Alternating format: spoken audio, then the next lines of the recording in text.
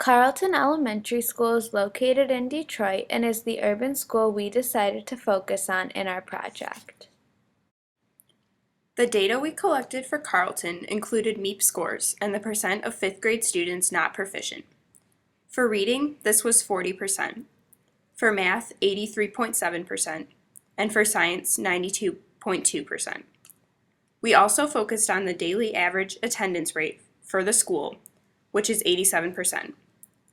The average parent income in this community of students is $33,839. The percent of students who qualify for free and reduced lunch is 94%. The school is comprised of mostly African American students.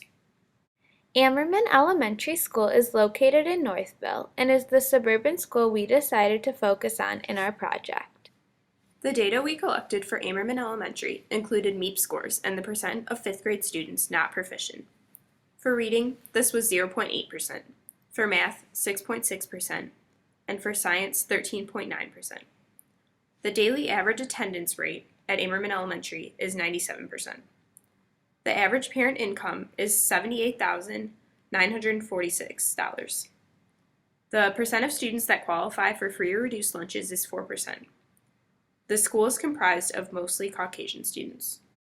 While looking at the data, we comprised a list of 3 factors that we believe have a strong impact on the differences between the two schools. They are school, peers, and family. If a teacher uses culturally relevant teaching and is very passionate about what they do, the student has a better chance of succeeding, whereas if a school has a high teacher turnover rate and a teacher is not understanding of student needs, this inhibits the growth of learners. In addition, having special education classes, alternative learning programs, and community events for families to participate in encourage students to be successful. School climate also has a large effect on student success. While lighting and bright colors promote student learning, dark and dull classrooms provide uncomfortable learning environments. Positive teacher-student interactions and allowing students to work with one another promotes learning.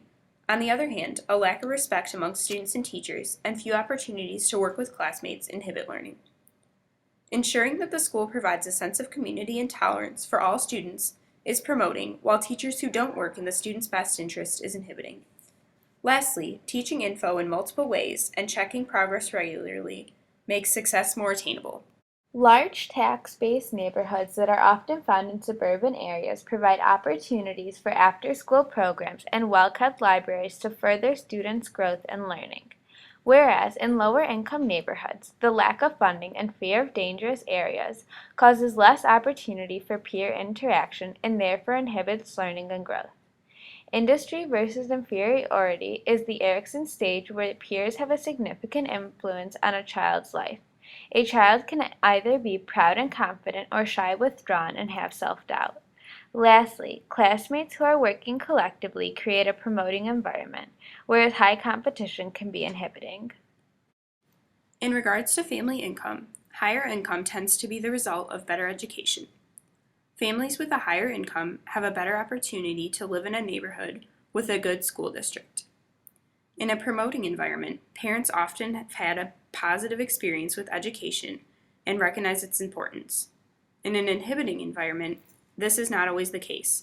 Oftentimes, parents have had a bad experience with education and don't feel the need to instill the value upon their children. In a suburban school, it is more likely that a parent will take it upon themselves to get their children to school, whereas in an urban school district, the students may have to rely on public transportation. Hunger can be a large inhibitor on student success due to the lack of focus and distractions it may cause. It is evident that school, students' peers, and students' families affect the data presented for Ammerman Elementary School and Carlton Elementary School. One of the reasons why Ammerman Elementary School is so successful is because the teachers have been there for a long time and have formed a bond with the community and the students in the school. Unfortunately, high teacher turnover rates are apparent in urban schools. This hinders any chance that students can form an ongoing bond with their teachers.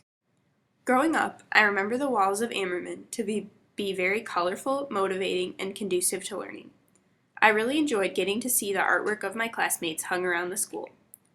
A large component of my elementary education included creativity. While touring urban schools in Chicago, the bright and colorful walls were not as evident. The use of assessments is very frequent in suburban schools. In addition, there are enrichment programs to help both the gifted students and those struggling with material. These could be factors as to the high test scores exemplified by Amerman. The Garcia-Cole article states, schools serving primarily children of color, for example, are likely to have fewer resources, lower teacher expectations and patronizing attitudes, biased curricula and textbooks, and a lack of bilingual classrooms and programs. These could be reasons why the test scores at Carleton were much lower. Outside of the classroom, it is very important that students have a chance to socialize with one another. Growing up in a suburban community, I participated in the Pine Tree Reading Program. The library and my school partnered together to create a reading program to get students, parents, teachers, and the community involved. Unfortunately, due to the lack of funding in dangerous areas, urban students are denied the opportunity to participate in activities outside the classroom. In both urban and suburban contexts, being shy and withdrawn can hinder test grades because students are too shy to ask questions or say they do not understand the material.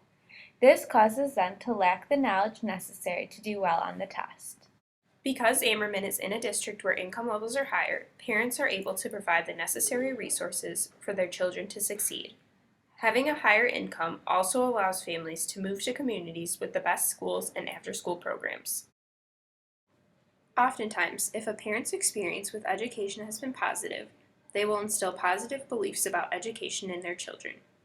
In addition, parents with a lower income have a harder time providing adequate food sources for their children, which can hinder their success in school.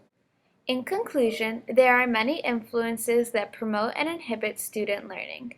As future educators, it is important to understand these variables in order to provide the best education possible for our students.